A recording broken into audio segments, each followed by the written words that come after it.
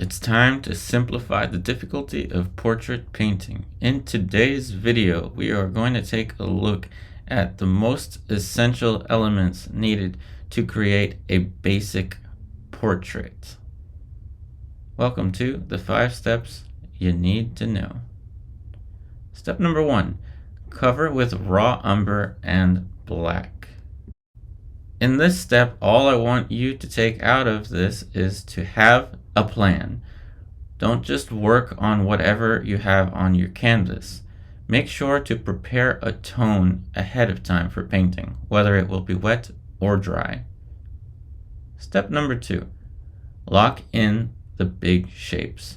Whether you're going to work on a painting for 1 hour or 1 month, you need to come into this with a big picture. Looking at the silhouette is the most important thing you can do, whether you're drawing with lines or with colors.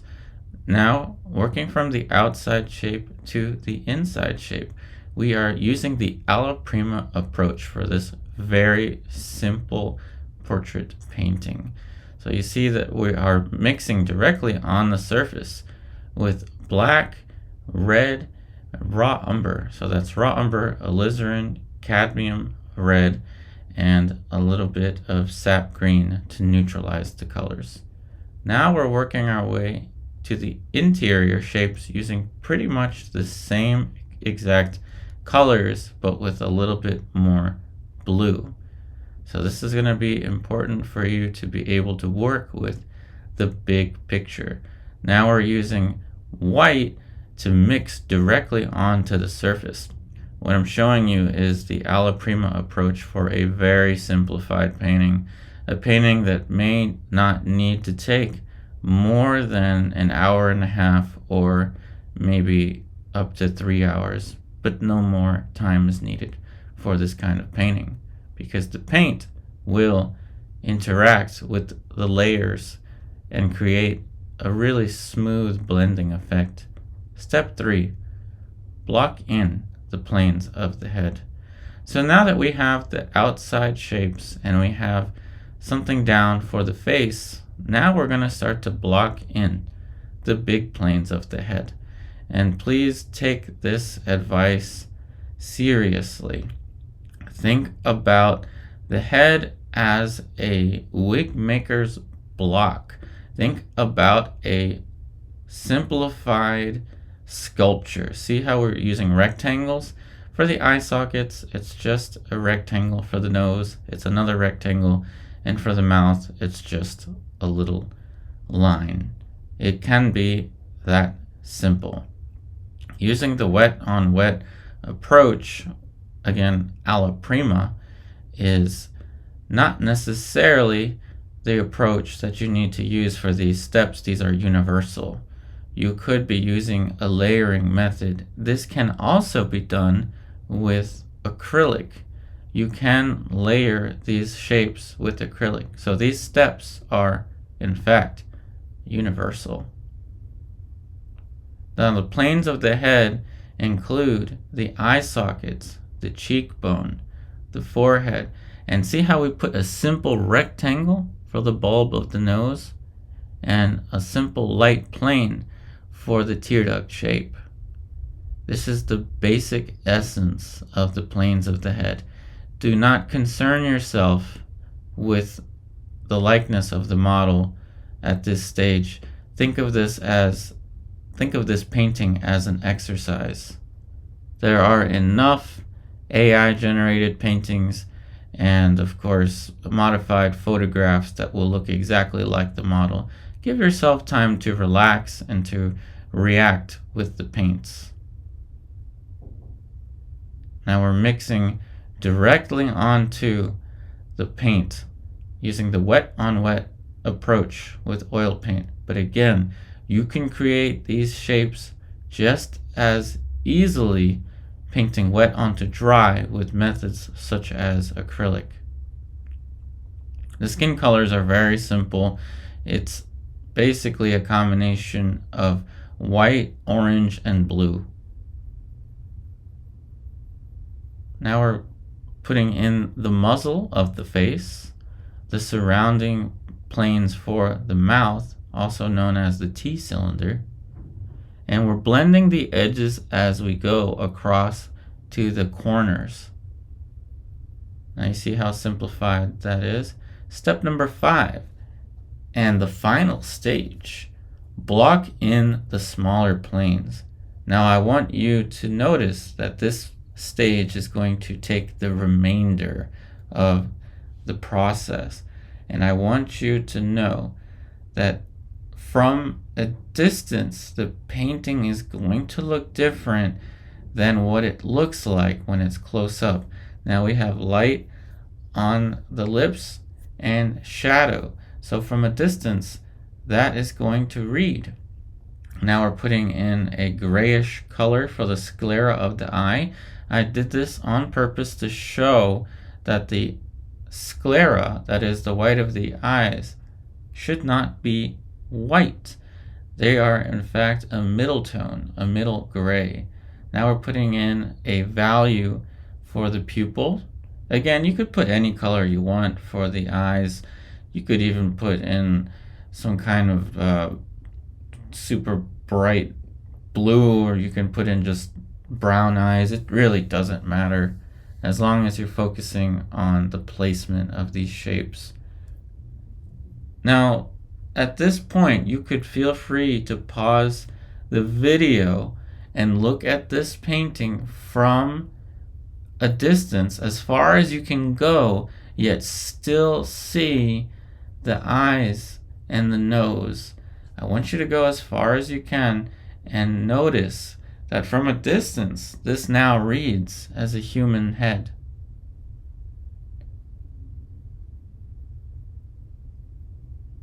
Now we're putting in some turning planes, and we're going to begin to add smaller planes around the chin. The goal is to make softer transitions into the shadows and softer transitions into the smaller planes for the face. Because this is a panel that I'm working on, I switched to watercolor brushes, even though these are oil paints, because the canvas, or the panel was really slick. This is a very loose demonstration for the purpose of showing you the 5 most important elements in the painting. So please don't feel like there is a need to create a photographic reproduction.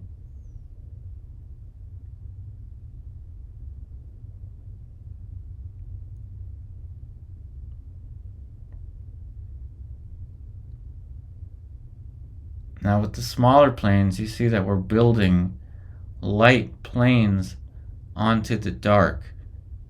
So with oil paint, you want to build your light planes on top of your dark planes if you're working in the alla prima wet on wet approach. But again, you can also do this wet onto dry. Now the big shapes, which were the eye sockets, the forehead, the cheekbones, the little triangle that we had for the nose, the muzzle of the mouth, we sculpted, and yes, sculpted out the smaller shapes for the eyes, that is the pupils, the eyebrows, the planes for the lips, and now the side planes for the nose. Don't concern yourself with the photo reference. Just go ahead and take a screenshot of the finished painting, or even take a screenshot of the painting at any stage that you want, and use that to learn from.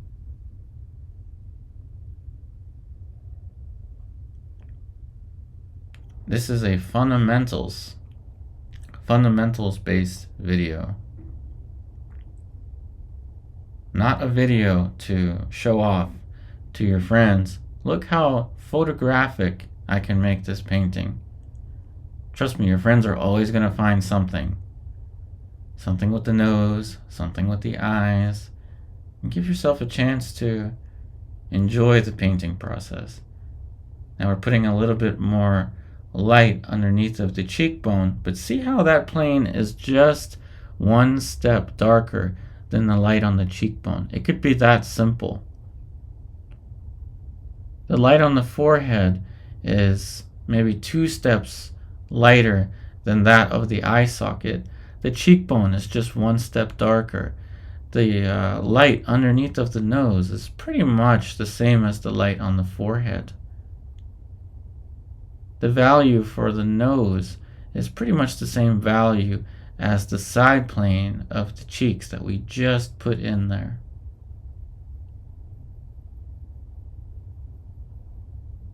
And now we're putting in a little bit of a dark for the pupil of the eyes and a little bit of white and some blue for the highlights of the eyes.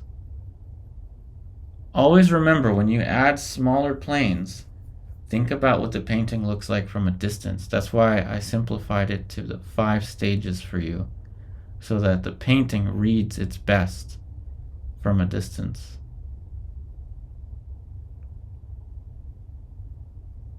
With any approach that you want to use, take these 5 steps and always consider the big picture.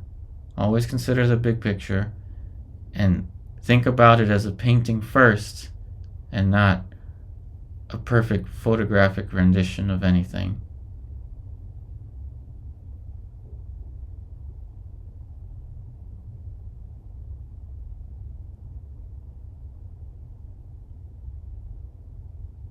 And every step builds on the previous step. The smaller planes, see how we're making the background a little bit more smooth? That's why it's nice to work on a panel. So the smaller planes were built upon the larger planes of the face. The larger planes of the face was built on the big shapes, and the big shapes was built on the surface that we prepared for the canvas. That is the panel.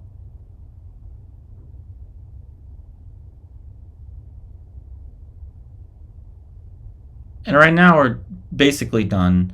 We're just adding some little soft edges here and there. Some little extras. A nice little close-up for you to see.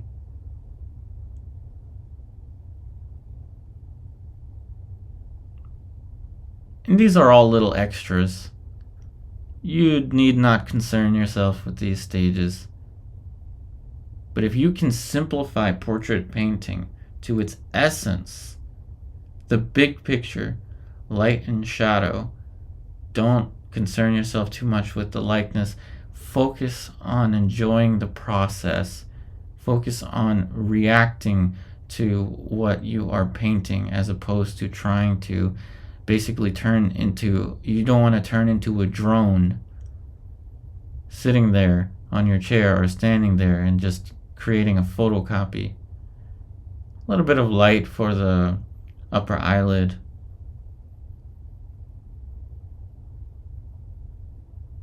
Trying to emphasize that painted sketch look, very loose, expressive. Think about Sargent, think about Renoir, Frederic Bazille.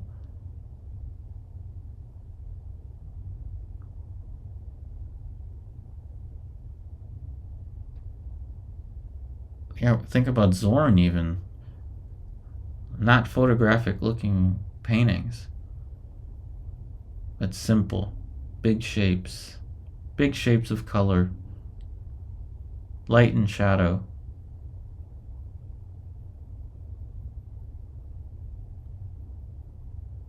And all these little plane changes, you can consider them just little extras. They don't really need to be there, but we're just going to put them there just for fun.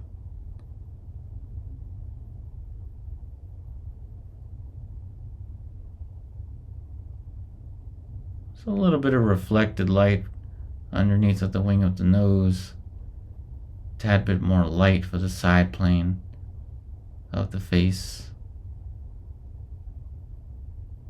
but not too much. Not too much. Want to keep this loose, fresh. Let the painting have a feel of energy, excitement, not a drone. You don't want to be a drone painting a portrait. You want to be the human, enjoying the process.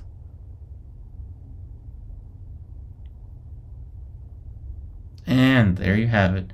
Hopefully you enjoyed this quick and simple demonstration. Once again, don't worry about a photographic rendition. Focus on enjoying the process. I wish you the best, and I'll see you on the next one.